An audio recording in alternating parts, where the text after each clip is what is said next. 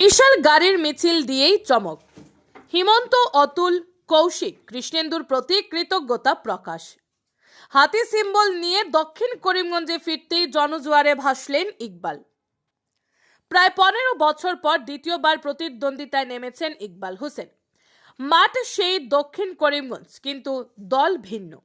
বিগত 10 বছর থেকে বিজেপি দলের হয়ে কাজ করে এলো, এবার তিনি অসম গণ পরিষদের হাতি প্রতীক চিহ্ন নিয়ে মাঠে নেমেছেন। অনেক কসরত করে মিত্র জোটের টিকিট নিয়ে আজ তিনি গুয়াহাটি থেকে নিজের বাড়ি ফিরলেন। হাজার হাজার গাড়ির মিছিল করে তার এই বাড়ি ঘেরাও যেন এক দৃষ্টান্ত হয়ে রইল। চরগুলা থেকে পুয়ামারা বাইপাস অবধি গাড়ি আর গাড়ি। সোমবার দুপুর 12টা নাগাদ ইকবাল হোসেন চরগুলায় অবস্থিত অগপ কার্যালয়ের সম্মুখে পৌঁছতে উল্লাসে ফেটে পড়েন তার হাজারো কর্মী সমর্থকরা। ইকবাল তার কর্মী সমর্থকদের এই উল্লাস থেকে আবেগপ্রবণ হয়ে ভাষণ দেন। সেই ভাষণে তিনি বারবার মুখ্যমন্ত্রী হিমন্ত বিশ্ব শর্মার প্রতি কৃতজ্ঞতা প্রকাশ করেন।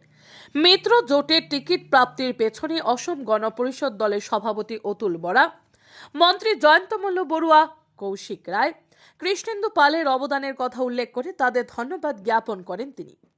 এদিকে গাড়ি বাইকের বিশাল মিছিল আর কর্মী সমর্থকদের ভিড়ে প্রায় 1.5 ঘন্টা জাতীয় সড়ক স্তব্ধ হয়ে পড়ে। বাইপাস ধরে মিছিলটি নিলামবাজার পৌঁছার পরও সেই একই দৃশ্য। জাতীয় সড়কে ভয়ঙ্কর ট্রাফিক জ্যাম। বাহাদুরপুর পৌঁছার পর ইকবাল হোসেনকে বিভিন্ন দল সংগঠনের পক্ষ থেকে সংবর্ধনা দেওয়া হয়।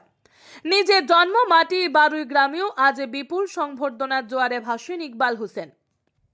বারুই গ্রামে নিউ স্টেশন রোডের মুখে তাকে উত্তরীয় ও মালা দিয়ে সংবর্ধনা দেন শতাধিক মহিলা।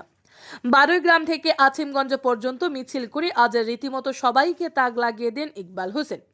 বিকেল প্রায় 4টে নাগাদ তিনি তার মূল বাড়িতে যান। সেখানে তার সম্মানে এক সভা অনুষ্ঠিত হয়। সেই সভায় অনেকটা আবেগপ্রবণ হয়ে কান্নায় ভেঙে পড়েন তিনি।